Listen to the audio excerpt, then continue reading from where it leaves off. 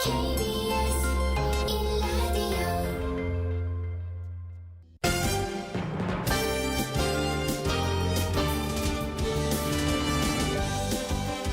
KBS 1라디오 신사원의 오늘 세계는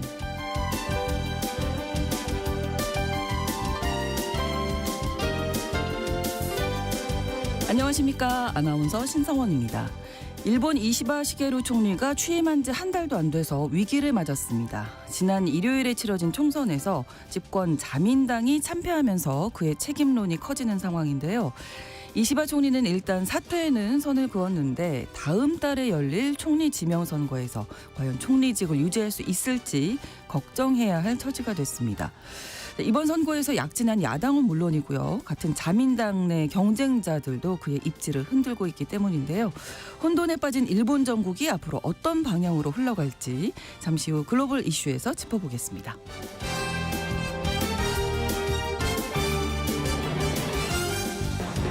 오늘 주목할 국제사회 뉴스는 헤드라인 뉴스와 키워드로 정리해드리겠습니다. 통신원 취재 수첩 영국 소식 준비했는데요.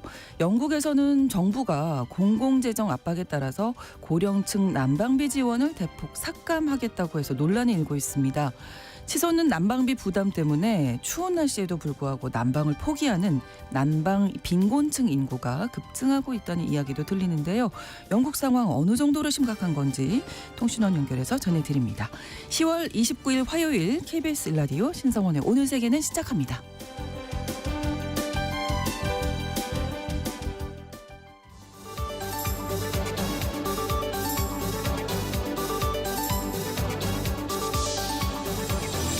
오늘 세계는 헤드라인 뉴스. 미국 정부가 러시아에 파병된 북한군이 10,000명에 이르고 일부는 우크라이나 쪽으로 이동했다고 공식 확인했습니다. 지난 주만 해도 파병 규모를 3,000명으로 언급해왔지만 주말이 지난 후 3배 이상 상향해 발표했는데요. 또 이들이 쿠르스크에서 직접 우크라이나 군과 교전할 가능성을 우려했는데 바이든 대통령도 북한군 파병 문제가 매우 위험하다는 입장을 밝혔습니다. 미국 정부는 이번 주에 열리는 한미 외교 국방장관 2대2 회담에서 북한군 파병 관련 문제를 집중 논의할 예정입니다. 중국의 반도체 기업에서 근무했던 한국인이 반간첩법 위반 혐의로 구금됐습니다. 우리 국민이 반간첩법으로 구속된 건 이번이 처음인데요.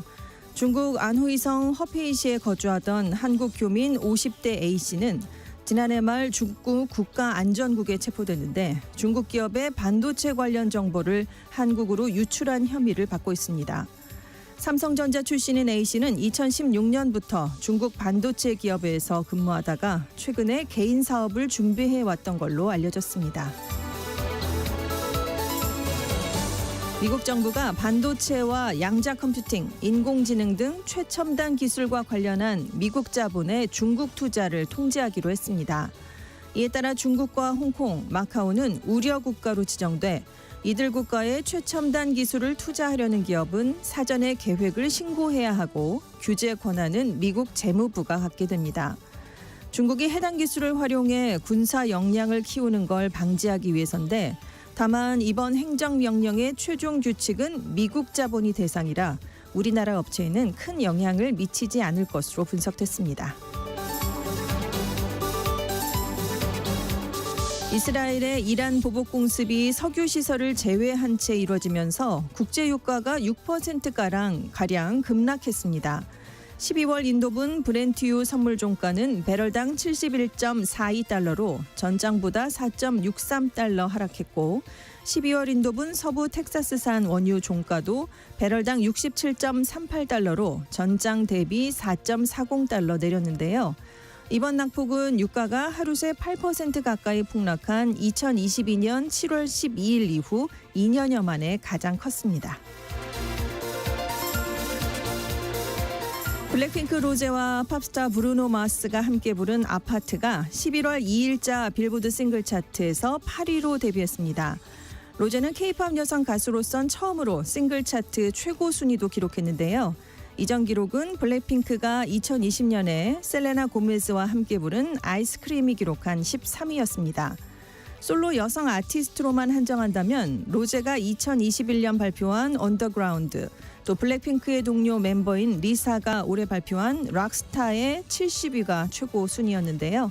아파트는 10월 25일자 영국 오피셜 싱글 차트에서도 4위로 데뷔했습니다. 오늘의 헤드라인 뉴스 외신캐스터 전주현 씨가 전해주셨습니다.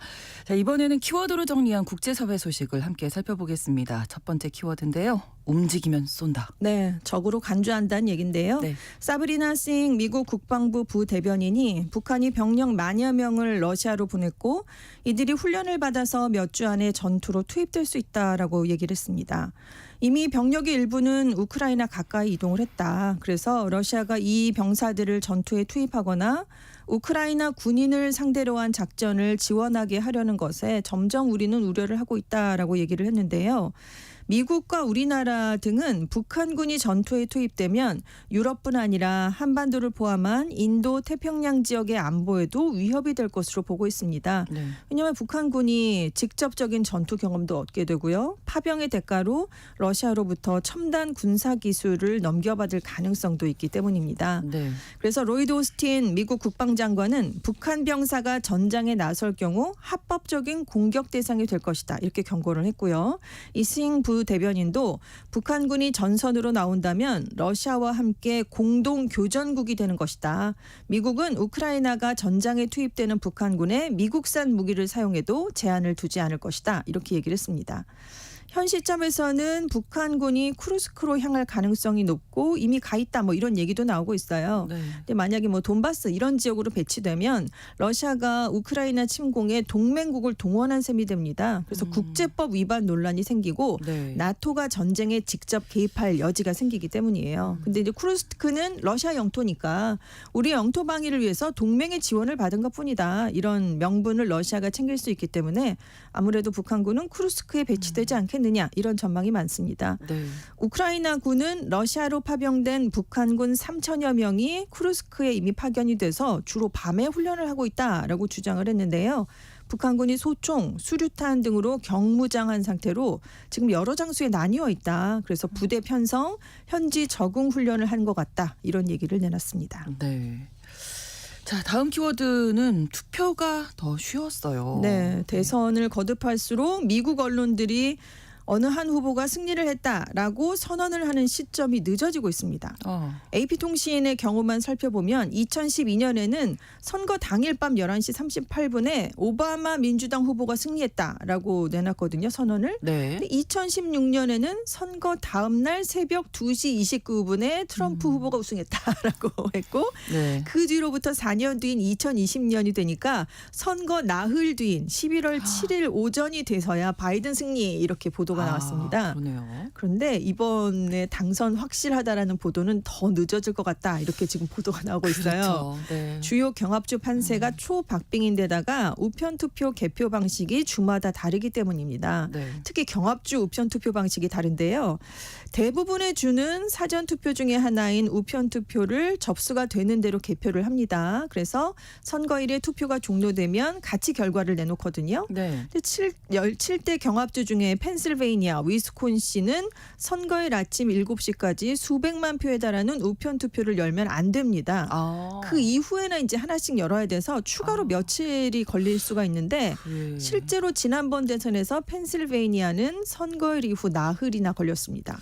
그리고 이제 네바다주는 선거일인 11월 5일자 우체국 소인이 찍혀 있으면 선거일 이후에 나흘까지 도착하는 우표 투표를 인정해주는 유일한 경합주고요. 네. 조지아주는 선거일 이후 사흘 도착분까지 인정을 해주는데 이번 선거에서 이미 2만 1,000표가 이렇게 사흘 뒤 올 거라고 합니다. 그렇군요. 반면에 노스캐롤라이나 선거일까지 도착하는 부재자 투표, 국외 군인표만 인정을 해주게 되는데 네. 다만 선거일 이후 열흘 동안 이 표 개표들이 과연 유효한가라는 거를 카운티별로 검증을 해서 최종 공식 결과가 그때나 나옵니다. 시간이 한참 걸리겠네요. 그러니까 네. 초박빙 개표 결과가 나오면 네. 최종 공식 결과를 봐야 되는데 이게 최장 10일이 걸릴 수가 있다는 거죠. 반면에 확률이 높진 않지만 재검표 가능성도 있는데요. 최대 격전지가 펜실베이니아인데 승자와 패자의 득표 차이가 0.5%포인트 이내면 자동으로 주 전체에서 재검표를 해야 됩니다. 근데 이 경우에 재검표 결과가 11월 26일까지 주 국무장관에게 제출이 돼야 되고 네. 결과는 11월 27일에나 발표가 돼요. 그러니까 11월 5일에 대선이 치러지는데 확률이 아이고. 높진 않지만 네, 네. 최장 그럴 걸리면 가능성도 있다는 얼마든지 거. 있다라는 얘기입니다. 예, 저희가 뭐 11월 6일쯤에 이제 알려드릴까 했는데 네. 이게 그때 또 당선 확실을 네. 말씀 못 드릴 수도 그렇습니다. 있다는 거. 그렇습니다. 예, 알고 있어야겠습니다. 다음 키워드 투표는 과학입니다. 네, 이번 대선에서 이 개표 속도가 지금 중요한 문제로 떠오르게 그러네요. 됐는데요. 네네. 이렇게 이게 개표가 이렇게 좀 늘어지면 법적 시비가 생길 수 있습니다. 또 그동안 부정선거 주장이 얼마든지 나올 수 있거든요. 네. 심하면 지난번 의회를 습격했던 사태가 재현될 수 있다. 이런 우려까지 나오고 있는데요. 실제로 해리스 지지자의 85%는 개표가 끝나면 승자가 가려질 것이라고 확신한다라고 답을 했지만 네. 트럼프 지지자들이 이렇게 말한 비율은 58%밖에 안 됐습니다. 그러니까 얼마든지 개표 상황이 문제가 될 수 있다는 건데, 그러니까 미리 각 경합주들도 대비를 하고 있겠죠. 개표 감시 인력을 이미 대규모로 투입을 해놓은 상황이고요. 최신 기술을 도입해서 선거 부정 논란을 막으려고 나섰습니다. 특히 이제 부재자 투표 개표가 어떻게 진행되느냐 여기에 따라서 부정 선거 논란이 생길 수가 있는데요. 그래서 애리조나의 한 피널 카운티라는 곳은 최근에 우리 돈으로 430억 원 이상을 들여서 한 5만 3천 제곱미터 규모의 선거본부를 새로 지었습니다. 네. 왜냐하면 4년 전에 이곳의 카운티 투표소 일부에서 투표용지가 부족한 사태가 빚어졌어요. 그래서 인쇄 오류가 있는 투표용지 수천 장이 유권자들에게 잘못 발송돼서 그때 부정선거 논란이 거세게 일었기 때문입니다. 그래서 올해 아예 새로 투표소를 만들고 앞뒤와 좌우 360도로 촬영이 되는 보안 카메라 10여 대를 배치했습니다. 그래서 시민들이 언제든 찾아갈 수 있어요. 투표 현장을 점검할 수 있게 이렇게 허용을 했고, 네. 또 트럼프 진영에서 투표가 끝난 용지를 당국이 바꿔치고 있다라는 의혹을 제기할까 봐 투표함에 GPS를 부착했습니다. 아, 네. 이동 위치를 실시간 공개하기로 했고요. 조지아에 있는 풀턴 카운티는 이번에 부정선거 시비를 막기 위해서 칸막이가 없이 전면 개방된 대형 창고를 새롭게 그 투표 개표하는 장소에 마련을 했고요. 네, 네. 또 모두가 개표 집계 과정을 볼 수 있게 했습니다. 그리고 플로리다주에 있는 팜비치 카운터는 가상 선거 체험 투어를 진행하고 있어요. 그래서 유권자들이 투표부터 개표 집계 과정이 어떻게 진행되는지 상세한 설명을 들을 수가 있고, 콜로라도주의 더글러스 카운티는 투표 용지함의 모습을 24시간 연중 무휴로 생중계하기로 했습니다. 네. 그리고 미시간에서는 사전 부재자 투표와 관련된 데이터를 수시로 업데이트해서 공개해서 지금 부정시비 논란을 막을 예정입니다. 전체 키워드가 공개 개방이네요. 그렇습니다. 예, 뭔가 부정선거의 여지가 네, 없다는 그렇습니다. 걸 보여주기 위한 노력을 투명하게 하겠다. 그렇습니다. 하고 있네요. 자, 다음 키워드입니다. 주말이 없는 삶. 네, 아르헨티나 국민들이 지금 이런 삶을 살고 있는데요. 인플레이션율이 어마어마하거든요. 그렇죠. 연간 물가 상승률이 200%를 넘어섰습니다. 그래서 기본적인 생활을 포기하고 있다 이런 얘기가 나오는데, 최근에 여론조사를 해봤더니 응답자의 71%가 아르헨티나의 전통적인 주말 문화인 아사도, 그러니까 소고기 바베큐를 더 이상 즐기지 못하고 있다라고 답을 했습니다. 네. 특히 61%는 가족이나 연인과의 외출도 자제하고 있다라고 얘기를 했고요. 커피, 아이스크림, 과자, 음료수 이렇게 소소한 일상 소비마저 포기하고 있다라고 얘기를 했습니다. 상점들도 지난해 대비 매출이 많이 떨어졌다라고 얘기를 하고 있는데, 네. 부에노스아이레스의 한 상점은 50%나 떨어졌다, 절반으로 뚝 줄었다 이렇게 얘기를 하면서 여름철을 맞아서 음료수 판매가 늘어야 되는데 판매량은 오히려 줄고 있다. 그리고 소비자들이 저가 상품만 찾는다. 그래서 지금 저렴한 브랜드로 그 음료를 교체를 하고 있고, 네. 전기요금이 폭등해서 냉장고 2대 중에 1대는 가동을 중단했다라는 얘기까지 하고 있습니다. 근데 지금 교통, 서비스, 공과금 이게 다 급격하게 인상이 됐거든요. 가게가 구매력이 떨어졌습니다. 그러네요. 그러니까 이제 식료품 소비마저 줄이고 있는 건데, 심지어 코로나19 팬데믹 때보다 현재 상황이 더 심각하다고 합니다. 네. 지금 전문가들은 밀레이 정부의 경제 정책이 극단적인 양면성을 보이고 있기 때문이다라는 걸 지적하고 있는데요. 그 금융시장이 호황을 누리는 동안 실물 경제는 극심한 침체에 빠져 있습니다. 그래서 정부는 4월에서 5월에 경기 저점을 통과했다라고 하고 얘기를 하고 있는데 네. 경기 회복 속도가 너무 느리거든요. 그러니까 아직 끝이 보이지 않는다는 부정적 전망이 훨씬 더 많고요. 2019년부터 50%를 기록했던 아르헨티나의 연간 물가 상승률이 지금 밀레이 대통령 취임 이후에 거의 4배 이상 치솟으면서 고공행진을 이어가고 있는 상황입니다. 네, 어떤 정책을 내놔도 국민들이 네. 체감할 수 없기 그렇죠. 때문에 피부로 느낄 수 네. 있는 그런 정책이 필요할 것 같습니다. 다음 키워드인데요. 먹는 것 갖고 장난치면 안 된다. 정말 저는 네, 이런 말씀들 일은, 네, 많이 하시고 이렇게 일이 벌어지면 공분들을 하시잖아요. 네네. 근데 인도에서 음식물에 타액을 뱉고 심지어 소변까지 넣은 사건이 잇따랐습니다. 네. 그래서 2개의 인도 주 정부가 강력하게 처벌하는 입법안을 추진하고 있는데요. 북부에 있는 우타라칸드주는 음식물에 침, 소변, 흙 같은 이물질을 넣으면 최대 10만 루피 164만 원 정도의 벌금을 부과하겠다라고 발표했습니다. 또 일정 규모 이상의 음식점 주방에는 CCTV 설치를 의무화했고요. 네. 음식에 이물질을 넣은 게 적발되면 최대 10년의 징역형까지 검토하고 있는 상황입니다. 또 근처에는 우타르 프라데시주도 거의 비슷한 엄격한 법률을 도입할 예정인데요. 네. 왜 이런 얘기가 지금 나오냐면 최근에 인터넷상에서 가판대에서 음식을 파는 상인들이 음식에 침을 뱉는 모습이 담긴 동영상이 확산이 됐어요. 팔아야 할 음식에 그렇습니다. 왜 그러는 거예요? 그러니까요. 한 여성이 음식에 소변을 섞는 동영상까지 공개가 됐는데 네. 여기에 이 여성이 무슬림이더라라고 아. 잘못 알려지면서 이게 종교 간 갈등으로까지 퍼졌습니다. 네. 확인을 했더니 이 여성은 힌두교인인 것으로 조사가 됐어요. 네, 근데 이제 네. 영상의 여파가 커지면서 식품 안전에 대한 우려가 높아지니까 결국 2개의 주정부가 이걸 막는 법안을 내놓게 된 건데요. 네. 음식과 식습관이 카스트 제도랑 깊이 연관돼 있어서 인도에서 매우 민감한 주제라고 합니다. 그렇죠. 낮은 카스트의 불결한 손으로 요리된 음식을 먹으면 안 된다라는 믿음이 있다고 해요. 네. 그래서 높은 카스트는 낮은 카스트의 음식을 받아 먹지 않는데요. 그래서 식품 안전이 굉장히 좀 민감하다고 합니다. 그런데 네. 이렇게 안전을 준수하지 않은 식품 때문에 6억 건의 감염자, 40만 명의 사망자가 매년 발생하고 있거든요. 그래서 뭐 비좁은 주방, 더러운 식기, 오염된 물, 부적절한 운송과 보관 이렇게 다양한 이유가 꼽히고 있는데 야당하고 법률 전문가들은 이렇게 법안을 엄격하게 한다고 효과가 있겠느냐. 이게 오히려 다른 종교, 다른 카스트를 공격하는 데 악용될 소지가 있다라는 점을 우려하고 있습니다. 네. 근데 실제로 작년 7월에 이번 조치가 내려진 두 주랑 중부에 있는 다른 주가요. 네. 업주랑 종업원 이름을 간판에 적어서 공개하라라고 명령을 해서 논란이 됐는데 힌두교 신자랑 무슬림은 이름이 다르거든요. 그러니까 네, 이름만 보면 알 알 수가 수 있어요. 있는 수준인 종교를. 거예요. 그러니까 사실상 그 식당 종업원의 종교를 밝혀라라는 지시로 받아들여졌는데 이 지역들이 모두 힌두교 극단주의 세력이 장악을 한 곳입니다. 그래서 무슬림 탄압 연장선상 조치가 아니냐라는 비판이 쏟아져서 연방 대법원이 효력을 정지시켰거든요. 근데 최근에 음식에 오물이 섞이는 일이 잇따르니까 네. 이곳의 주지사들이 똑같은 내용의 명령을 또다시 내렸습니다. 그래서 무슬림들이 식당 문을 닫는다던가 아니면 오래 일했던 직장에서 쫓겨나고 있다 이런 지적이 나오고 있기 때문에 이 점을 감안을 해야 된다라는 게 야당의 생각입니다. 예, 인도에서 식품 위생에 대한 이야기인 네. 줄 알았더니 이게 또 종교와도 그렇습니다. 관련이 있네요. 다음 키워드는 정서적 소비에 열리는 지갑. 중국 청년층이 여기에 지갑을 연다는 건데요. 네.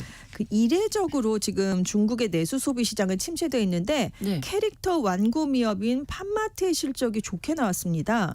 3분기 매출액이 전년 동기 대비 120% 이상 늘었고요. 상반기 매출액도 전년 동기 대비 62% 많아진 우리 돈으로 약 8,883억 원으로 집계가 됐습니다. 네. 근데 고유 매출 모델이 블라인드 박스인데요. 이게 매출이 급격하게 늘어난 게 이 매출 상승을 이끌었습니다.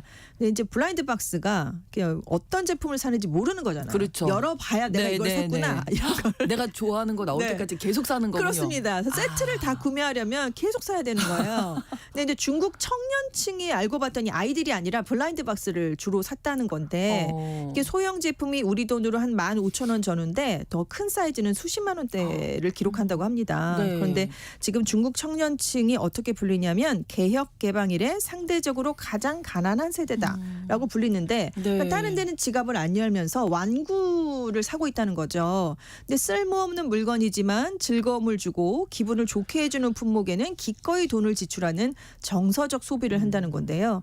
굉장히 높은 압박감에 살지만 감정적인 욕구도 여전히 높기 때문에 블라인드 박스나 기발한 액세서리 등을 통해서 위안을 받고 자기를 표현하고 싶어 한다는 겁니다. 네. 그래서 우리나라에서 애착 인형으로 많이 팔리는 영국 브랜드 젤리캐치 네, 또 네, 큰 네. 인기를 끌고 있는데 인형 한 개당 수백 위안에 달하거든요. 이게 이렇게 몇만 원대예요. 비싸요. 네, 비싸요. 네. 근데 체험 매장이 있습니다. 여기에 들어가려면 예약을 해야 되는데 경쟁이 치열한 거예요. 그래서 체험 매장을 가는 입장권에 또 웃돈이 붙어서 판매가 된다고 합니다. 그래도 청년층이 달려간다라는 아유, 건데요.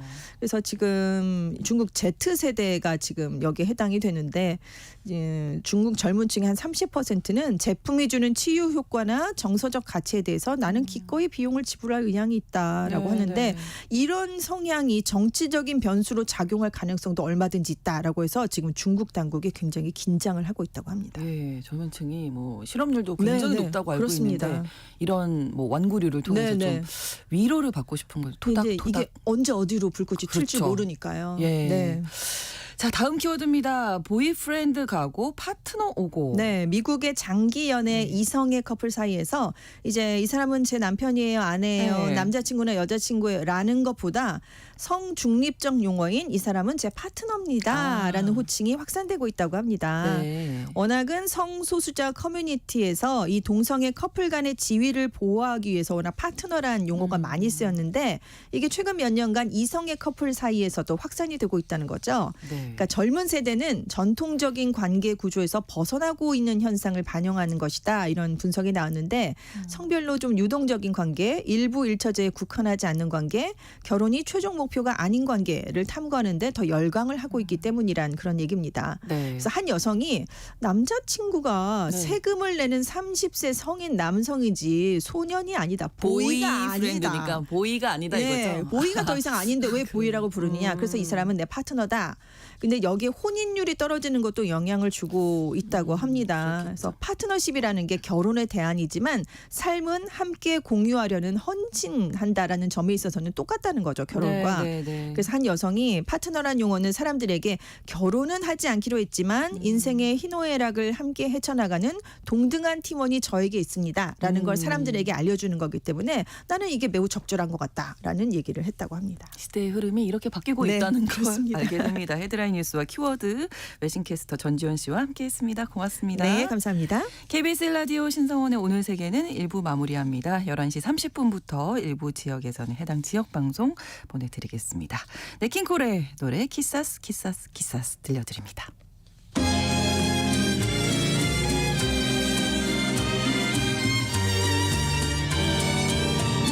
Siempre que te pregunto que cuándo, cómo y dónde, tú siempre me respondes, quizás, quizás, quizás.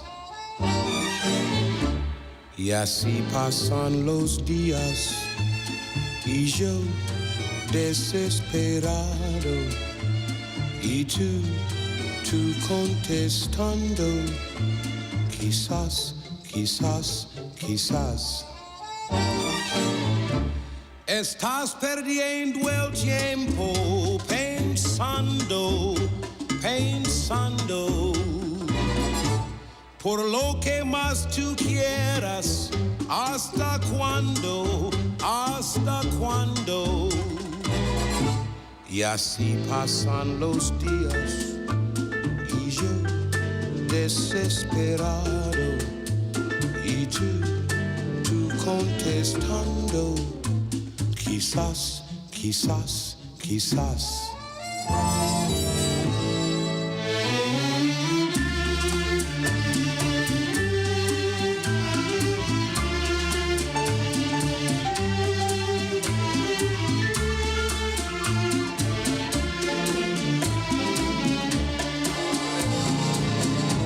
Y así pasan los días y yo desesperado y tú tu contestando. Quizás, quizás, quizás. Estás perdiendo el tiempo pensando, pensando. Por lo que más tú quieras, ¿hasta cuándo? ¿Hasta cuándo? Y así pasan los días y yo desesperado y tú contestando.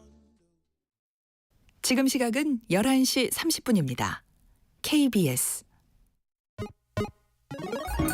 Ladies and gentlemen. 국제사회의 다양한 뉴스를 한눈에 KBS 1라디오 신성원의 오늘 세계는 세계를 바로 보는 최소한의 투자입니다.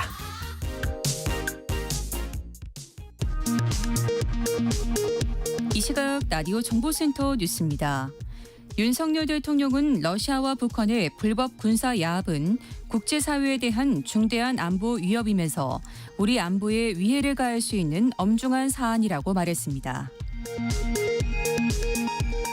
이태원 참사 2주기인 오늘 한동훈 국민의힘 대표는 희생자들의 명복을 빌며 재발 방지를 약속했습니다. 이재명 더불어민주당 대표는 성역 없는 진상규명에 앞장서고 유가족들의 상처를 보듬겠다고 밝혔습니다.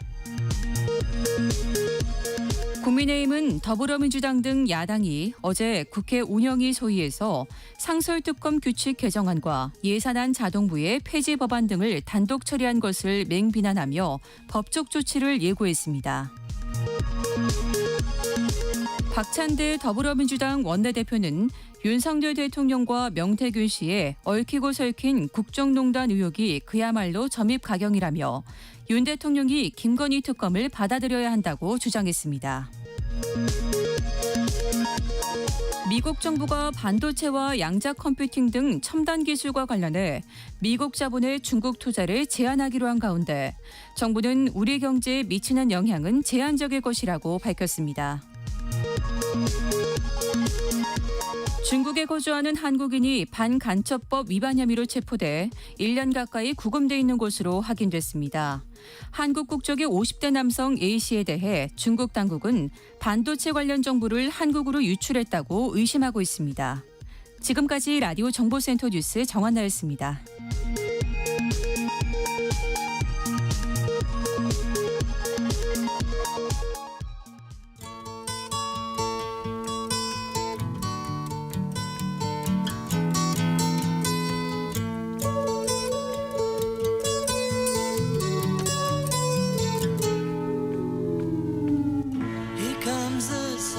지난 27일에 치러진 일본 총선에서 집권 자민당이 15년 만에 과반 의석 확보에 실패했습니다. 만년 여당이었던 자민당이 과반을 놓치면서 일본 정계에서는 연정 확대, 정권 교체, 이시바 총리 퇴임 등 다양한 시나리오를 두고 권력 투쟁과 세력 결집이 벌어질 것으로 앞으로 보이는데요. 글로벌 이슈 오늘은 혼돈의 일본 정국이 어떤 방향으로 흘러갈지 짚어보도록 하겠습니다. 한겨레 신문 정희길 선임 기자 나오셨습니다. 어서 오세요. 안녕하세요. 네, 자 자민당이 참패로 끝났는데 구체적으로 결과가 어땠는지 좀 짚어주실까요? 일본 중의원이 전체가 465석입니다. 네. 이번 선거에서 집권 자민당이 191석을 얻었습니다. 기존에는 247석이었거든요. 한 50석 이상이 줄어든 거죠. 네. 자민당과 만년 여당을 꾸려온 공명당도 있습니다. 기존에 32석이었는데 24석으로 줄었습니다. 그래서 자민 공명 두 당의 의석수를 다 합쳐도 215석에 불과합니다. 과반인 233석에 좀 많이 미달하죠. 그러네요. 네. 반면에 야당 의석은 과반이 넘는 250석으로 약진했습니다. 우선 제1야당인 입헌민주당이 기존 98석에서 무려 50석이나 늘린 148석이 됐습니다. 네. 자민당이 상실했던 50석, 민주당이 사실상 가져간 셈이 됐죠. 그러네요. 네네. 일본 유신회는 44석에서 38석, 국민민주당은 7석에서 28석, 공산당은 10석에서 8석 등으로 나왔습니다.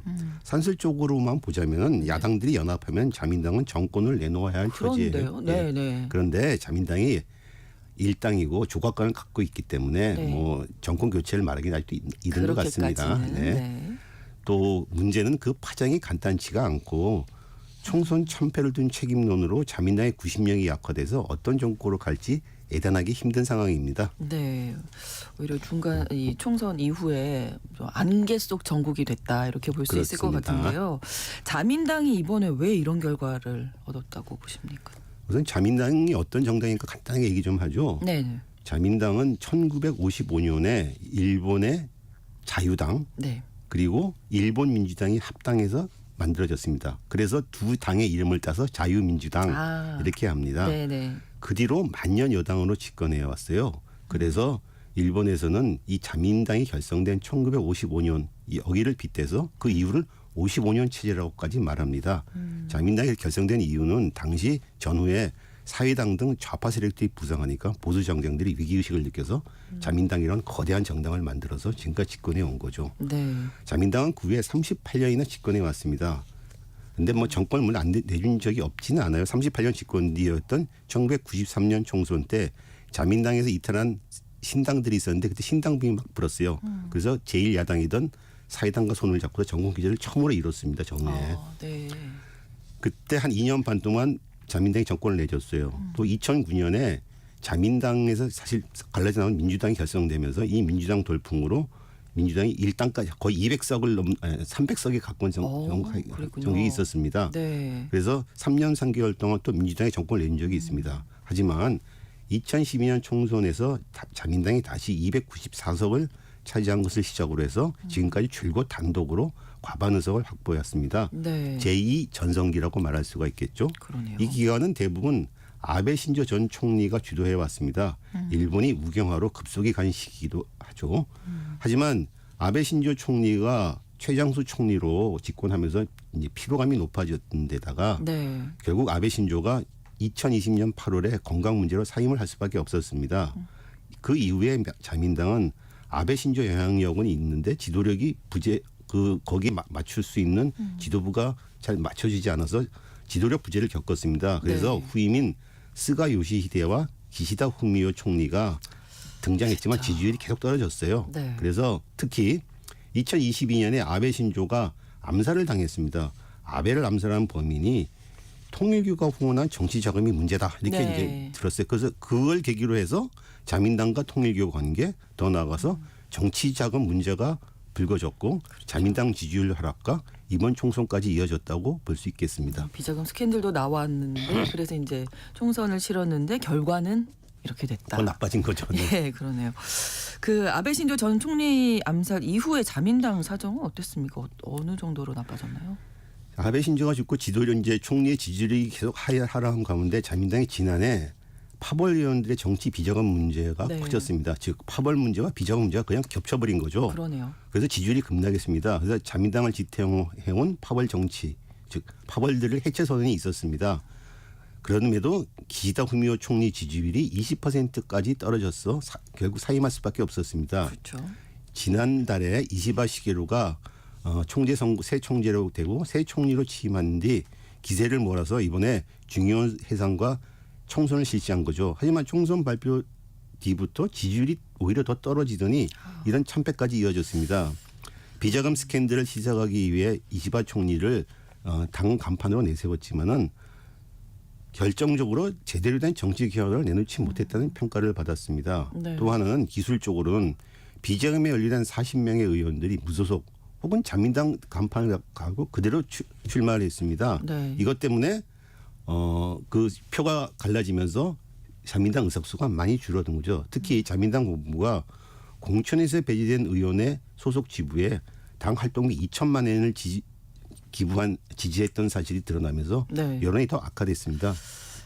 좋지 않은 일만 연속적으로 그렇죠. 계속 일어난다 이런 생각이 드는데 아베 전 총리 때부터 개혁의 필요성은 있었는데 어떻게 보면 달라진 게 없으니 국민들이 이제 지지하지 않았던 거다 이렇게 볼 수 있겠죠. 그럼 자민당 정권은 이제 앞으로 어떻게 되는 건가요? 앞서 말한 대로 자민당이 참패하긴 했으나 일당입니다. 그러니까 네. 조각권이 있죠. 당장 정부를 구성할 수 있는 권한이 자민당에게 있습니다. 네. 그래서 무소속 의원이나 성향이 비슷한 야당들과 손잡고 연정을 꾸려서 정권을 유지할 거라고 봅니다. 현재는 네. 그럴 가능성이 일단 높다고 봐야겠죠. 하지만 자민당 내부의 권력 투쟁이 먼저 정리돼야 합니다. 즉 이번 총선에서 이시바 시게루가 의회 해산과 총선을 주도했는데 네. 당연히 책임론이 제기되겠죠. 그렇죠. 네. 정부를 출범한 27일 만에 치러진 총선에서 참패했으니까는 너 책임져라 이렇게 되고 만약에 네. 이시바 사임이 현실화되면은 역대 최단명 정권이 되는 그러니까 겁니다. 한 달도 안 됐는데. 네네. 예. 이미 자민당 내에서는 반 이시바 세력들이 결집해서 갖출 이 이시바 지도부를 지금 흔들고 있는 상황입니다. 예. 하지만 이시바 총리 책임만 물을 수만 있느냐. 사실 이번 총선 참패의 근본 원인이라는 건 그 비자금 이전부터, 문제, 예. 비자금 문제, 네. 파벌 문제가 결정적이었습니다. 더구나 아까 말한 대로 비자금 사태로 공천을 못 받는 의원들이 무소속 출마를 강행해서 자민당 의석을 갉아먹은 거 아닙니까? 대부분이 그 사람들이 구 아베파 의원들입니다. 네, 네. 그래서 이시바 총리는 선거 패배 뒤 언론 인터뷰에서 직책을 완수하겠다 이런 말을 했습니다. 이건 참여하지 않겠다는 뜻이죠. 그렇죠. 그래서 앞으로 우리가 내건 정책을 실현하기 위해 최대한 노력을 기울여야 한다. 밀고 나가겠다 이런 뜻입니다. 네. 총리 지명 선거를 위해서 새 임시국회가 다음 달 7일 소집될 것으로 예상됩니다. 남은 열흘 동안 당내에서 이시바 총리를 끌어내릴 세력이 결집한 것도 현실적으로 쉽지 않은 상황이죠. 그렇군요. 그럼에도 불구하고 한번 이제 시나리오를 짜본다면 구체적인 어떤 움직임이 보이거나 그런 거는 아직은 없는 상황인가요? 그렇지는 않습니다. 당장 이번에 선거대책위원장을 맡았던 네. 고이즈미 신지로가 선거 패배에 책임을 지고 사임을 한다. 그러니까는 왜 너만 사임하냐? 같이 사임해라. 당 총재랑 간사 당의 제2인재 간사는 같이 사임하라. 이시바 시기로 지도부가 물러나라 이런 얘기가 터져 나온 거죠. 네네. 그래서 이시바 이후 후보로 떠오르는 인물이 벌써부터 있습니다. 이미 그 이시바 총리와 당내 총재 경선을 겨뤘던 다카이치 사나의 네. 전 경제안보 담당상 그리고 지금 선거대책본부장에서 사임했던 고이즈미 신주로가 있습니다. 네. 다카이치를 공개 지지했던 아소다로 자민당 최고고문 현재 자민당 내의 최고 실력자라고 할 수 있겠죠. 숨은 실력자였겠죠. 네. 이 사람은 당내에서 유일하게 파벌 해체를 하지 않은 상태고 파벌 보수로 계속 남아 있습니다. 예. 이 사람이 지금 다카이치를 공개 지지하고 있고 또 여기에 이시바 총리와 나를 세운 구 아베페가 가세하면 이시바 총리를 충분히 흔들 수가 있죠. 예. 다카이치는 이미 지난 총재 선거 때 패배한 뒤 당 총무회장을 맡아달라 이런 제안이 있었는데 거절했습니다. 이 말은 무슨 뜻이냐면은 내가 차기를 그렇죠. 이미 내다보겠다 이런 뜻이었습니다. 네, 네, 네. 그런데 이번 총선 선거운동 때에도 보수적으로 뽑힌 후보들만 찾아다니면서 지원 연설을 했습니다. 자기 편으로 만들겠다는 거죠. 또 그를 지원한 아소다로 고문이 이시바 총리 재임 기간이 짧을 것이다. 그러니 동료들을 많이 만들어둬라. 이런 조언을 했다고 합니다. 아, 그렇군요. 여기에 앞서 말한 대로 이시바 체제에서 변방으로 밀려난 아베파 세력들이 힘을 합친다면은 이시바 고용으로서는 상당한 큰 부담과 위협이 되겠죠. 지금으로서는 다카이치 사나의 전 경제안보 담당상이 가장 유력하다. 그렇죠. 세력이 가장 크다고 볼 수 있죠. 예. 네. 그러면 포스트 이시바로 언급되는 또 한 사람이죠. 아까 말씀해 주셨던 고이즈미 신지로 네. 선거대책위원장을 이번 총선에서 그렇죠. 맡았었는데요. 고이즈미 주니치로 전 총리의 아들이기도 하고요. 네. 고이즈미 위원장은 지난번에 그 이시바 시게루와 겨뤘던 자민당 총재 선거에서 3위에 그쳤습니다. 결선 진출에 물론 실패했지만은 9명의 후보 가운데 의원 지지를 가장 많이 받았어요. 아, 그렇군요. 당내 기반이 비교적 괜찮고 특히 대중적 인기가 높습니다. 자민당 내에서 킹메이커로 알려진 스가 요시히데 전 총리가 고이즈미 위원장을 지지하고 있습니다. 네.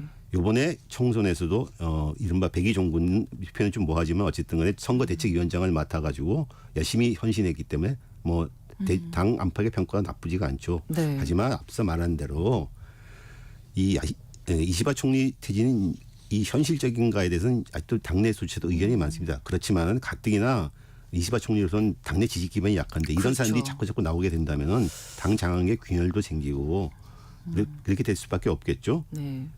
그 일본 총리 임명을 위한 새 임시국회 때까지 자민당 내에서 지도부 정리가 안 된다면은 일본 정국은 상당히 표류할 것 같습니다. 네. 정국이 좀 혼란스럽겠는데요. 당분간은.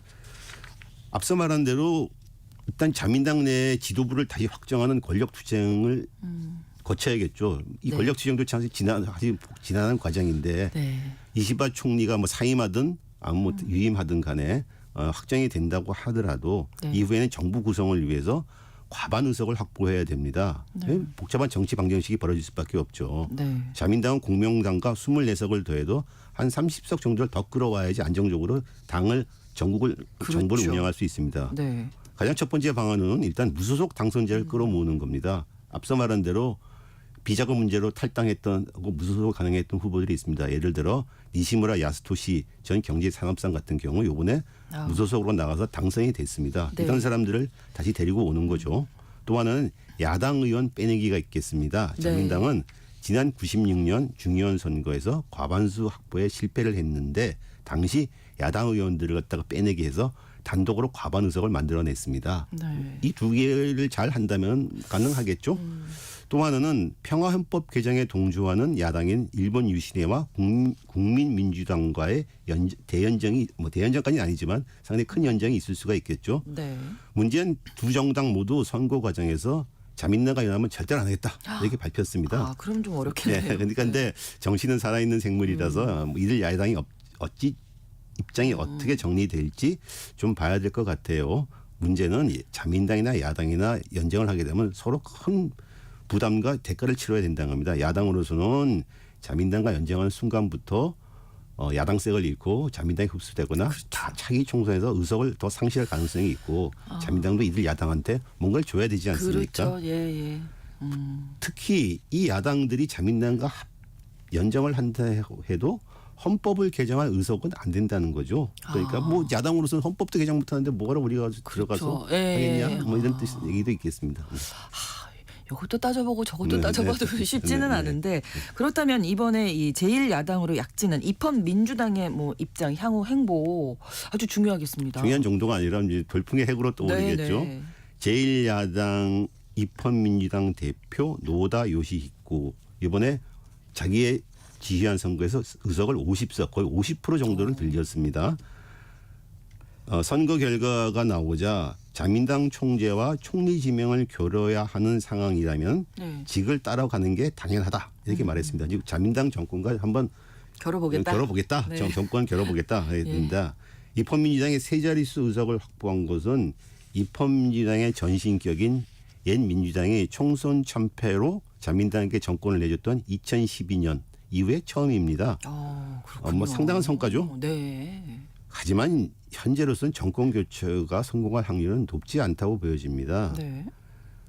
국민민주당, 일본 유신회 그리고 공산당에다가 진보주의 정당인 레이와 신세구미까지 모두 끌어들여도 과반인 230석에는 미치질 못합니다. 특히나 일본 유신회가 민주당과 같이 할 가능성은 거의 없다고 보여지고요. 이 때문에 입헌민주당은 현재 정권 교체에 나서기보다는 내년 참여연을 겨냥해서 세력을 확보하는 게 중요하다. 내년 참여연의 세력을 확보하려면 야당으로 계속 남는 게 중요하다. 유리하다. 그래서 지금 당장보다는 내년을 예. 괜히 여당 한다고 들어갔다 인기 떨어질 수 있으니까는 중장기적으로 입헌민주당의 정권 교체를 노릴 분위기를 좀 조성하자. 뭐 이쪽으로 보는 관측통이 더 많은 것 같습니다. 그렇군요. 입헌민주당이 이렇게 약진한데 1등 공신이 이제 아무래도 대표 노다 요시히코 대표일 텐데 만약에 정권 교체가 이루어진다 하면은 이분이 이제 그렇죠. 물론 총리가 정권 교체가 이루어진다면 제1총리 그렇죠. 후보가 되겠죠. 네네. 이번에 하여튼 노다 총리는 뭐 정치적으로는 크게 약진을 했습니다. 물론 노다 총리는 옛 민주당 정권 때 총리를 한 경력도 있습니다. 네. 근데 이번에 총선 직전이었던 지난달 말에 새로 민주당의 대표가 됐고 네. 선거를 성공함으로 해서 다시 총리직에 도전할 수 있는 기반이 생긴 거죠. 노다 총리는 옛 민주당 시절부터 야당 내 대표적인 우파로 뽑히는 인물입니다. 네. 평화헌법을 개정하자 이런 주장을 하고 있고 그래서 일본의 우경화 분위기에 적합한 비자민당 총리로서 대안이 될 수 있다는 거죠. 이번 선거를 통해서 입헌민주당의 지지 기반인 이른바 자유주의 성향, 리버럴 성향 유권자도 가졌고 여기에 더해서 중도 보수층 유권자까지 더한 상황이 됐습니다. 네. 또 자민당의 최대 약점인 비자금 스캔들을 집요하게 파고들어서 성공했고 정치적인 전략 전술도 보여줬죠. 근데 이제 입헌민주당이 의회에서 제1야당으로 만약에 정권이 뭐 제1야당에도 확실히 자리를 굳히고 그다음에 이제 나가야 되는데 그러려면은 네. 중요한 게 옛 민주당의 뿌리가 같은 국민민주당과 연대가 상당히 중요합니다. 국민민주당은 이번에 7석에서 4배가 넘는 28석으로 늘었습니다. 네. 국민민주당은 입헌민주당보다 보수색이 강하고 이 때문에 자민당의 러브콜도 받고 있죠. 아까 말한 대로 국민민주당은 평화헌법의 개정에 찬성하고 있습니다. 네. 다마키 유이치로 국민민주당 대표는 선거 직후에 NHK 방송과 인터뷰에서 정책에서 일치한 면이 있다면 특정 정당이나 여야를 불문하고 협력할 건 협력하고 싶다 이렇게 말했습니다. 이건 뭐 자민당, 민주당 양쪽에 다 이제 길을 열어둔 거죠. 일단 노다 총리로서는 일단 국민민주당의 손을 굳건히 잡고 이런 정치적인 수완을 일단 먼저 보여줘야 되겠죠. 네. 그 민주당 입장에서 앞으로 열흘 동안 일본 자민당의 운명이나 일본 정국이 결정될 아주 중대한 시기고 엄청난 소음과 잡음 그리고 갈등들이 터져날 것 같습니다. 네, 일본 정국을 잡아야 중대한 시인의 시기가 될 것 같습니다. 그렇습니다. 저희도 뉴스를 또 발빠르게 전해드리도록 하겠습니다. 오늘 글로벌 이슈 한겨레 신문 정익희 선임 기자와 함께했습니다. 고맙습니다. 감사합니다.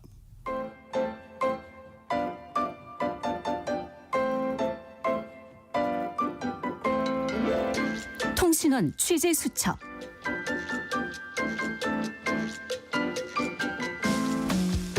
통신원 취재 수첩 영국 런던 연결해 보겠습니다. 김수정 통신원이 소식 전해드리려고 준비 중인데요. 안녕하세요. 네, 안녕하세요. 영국 런던입니다. 네, 영국이 사실 물가가 비싸기로 유명한데 난방비 뭐 높다고요. 날 추워지고 있는데 어느 정도 수준입니까? 네, 영국 난방비는 유럽 내에서도 악명이 높은데요. 네. 뭐 집집마다 어떻게 쓰는지에 따라서 다르고 뭐 요금제나 매년 뭐 변동도 있겠고 또 조사 기간마다 그 통계 자료가 조금씩 다르기는 한데요. 네. 제가 본 한 자료에 따르면 올해 가정에서 낼 그 난방비 평균 수치는 1년에 약 1,900파운드, 월 평균으로 그 계산해 보면 그 160파운드 정도라고 하는데 네. 대략 우리 돈으로 한 달 평균이 약 28만 원 정도로 나옵니다. 난방비만. 그렇지만 뭐 네. 제 주변에서 보면 예. 가족 수가 많거나 집이 큰 경우 한 달에 50만 원 이상 내는 집도 흔하고요. 한겨울에 뭐 100만 원을 냈다 이런 가정도 봤습니다. 네. 여기에다가 뭐 매년 들어가는 보일러 관리 비용이나 수리 교체 비용까지 따지면 난방비는 뭐 부담스러운 걸 넘어서 두려운 존재가 아닐까 이런 생각까지 듭니다. 왜 이렇게 비싼 거예요? 어떤 특별한 이유가 있을까요? 네, 뭐 최근 몇 년 동안 에너지 위기로 인해서 난방비가 그 대폭 상승한 점이 가장 크겠고요. 네. 또 영국 난방비가 비싼 이유는 기본적으로 대다수 에너지를 수입에 의존하고 있기 때문입니다. 여기다가 그 러시아와 우크라이나 전쟁으로 에너지 요금이 폭등한 이래 그 가격이 좀처럼 잡히지 않고 있는데요. 또 영국 집들이 전부 대부분 오래돼서 100년 이상 된 집들이 뭐 흔하고 영국인들은 이런 오래된 집들이 가치가 있고 멋지다고 생각하기 때문에 인기가 네. 좀 많습니다. 네. 그런데 반면에 이런 집들은 단열이 잘 안 되기 때문에 더 많은 에너지가 필요하고요. 네. 또 대부분 집들이 그 한쪽 벽을 차지하고 있는 라지에이터로 난방을 하는데 방방마다 이걸 틀어서 집 전체를 데피기까지는 뭐 시간이 많이 걸리니까 그렇겠죠. 난방비가 자연스럽게 많이 드는 거죠. 그 영국에서 주로 사용되는 보일러는 그 우리 한국의 현대적인 보일러는 좀 다른 형태인데요. 네. 아직도 많은 영국 가정은 전통적으로 사용했던 커다란 그 LPG 가스통처럼 생긴 물탱크들을 다락방이나 집안 구석에 설치해서 이용하는 컨벤셔널 보일러를 사용합니다. 네. 그 이 보일러는 그 사용할 수 있는 온수의 양이 제한적인 데다가 대부분 이 물탱크들이 그 단열 처리가 잘 안 돼 있는 다락방 같은 곳에 설치가 되어 있어서요. 열이 빨리 식는다는 단점이 있는데도 많은 영국인들은 이게 고장이 적다는 이유로 그 현대식 최신 보일러로 바꾸는 걸 망설이고 있는데 사실 아이들이 있는 가정에서는 20도 정도로는 뭐 난방을 하는 게 좋을 텐데 네네네. 그러려면 살인적인 난방비를 감수해야 하고요. 그래서 그런지 영국에서는 그 16도에서 18도 정도로 맞춰놓고 사는 집들이 많고 그 이하로 버티는 집들도 꽤 된다고 합니다. 네. 그 난방비가 무서워서 겨울에도 그 하루 한두 시간만 정해진 시간에만 난방을 가동한다거나 또 이마저도 최소화하고 옷을 여러 겹 최대한 껴 입고 또 잘 때는 식구 숫자대로 그 핫 워터 보틀이라고 불리는 뜨거운 물주머니를 핫팩처럼 껴안고 침대에 드는 풍경도 흔하다고 할 수 있습니다. 그렇군요. 물가가 올라서 안 그래도 뭐 다들 힘들 텐데 이럴 때일수록 이제 저소득층 더 힘들겠죠. 최근에 영국에서 난방 빈곤 이런 단어도 등장했다면서요. 네, 맞습니다. 그 소비자 물가가 오르고 그 에너지 요금이 고공행진을 이어가고 있는 가운데 수백만 가구가 에너지 비용을 감당하지 못하고 있다. 이런 보도도 나오고 있고요. 네. 연료 빈곤층, 난방 빈곤 세대 이런 개념도 생겼습니다. 그 한 연구에 따르면 수입의 10% 이상을 난방비로 지출하는 연료 빈곤층은 2020년 그 369만 가구에서 그 2년 전 700만 가구로 크게 늘어난 이후 꾸준히 증가하고 있다는데요. 네. 게다가 저소득층이 많이 거주하고 있는 정부 보조 공동주택은 대부분 중앙 난방 시스템이라서 스스로 뭐 절약하기도 힘든 시스템인데 이런 중앙 난방을 이용하는 저소득층이 지불할 난방비가 최근에 최대 700%까지 올랐다. 이런 보도도 나오고 있습니다. 네. 그 상황이 이렇다 보니까 난방을 감당하지 못하는 분들에게 따뜻한 공간과 먹을 것을 제공하는 난방 쉼터 웜 웰컴이라는 단체가 작년부터 생겨서 네. 전국적으로 운영되고 있는데요. 네네. 그 도서관이나 교회, 커뮤니티 센터에서 그 따뜻한 공간을 열어주고 음식이나 뭐 충전 시설, 와이파이 같은 이런 시설을 제공하는 시스템인데 네. 전국에 4,000개 이상의 센터가 운영 중이고 매주 12만 명의 저소득층이 이 공간을 찾고 있다고 합니다. 그렇군요. 이런 상황에서 영국 정부가 지금 또 난방비 보조금을 올해부터 대폭 삭감한다 이런 소식도 있죠. 네, 맞습니다.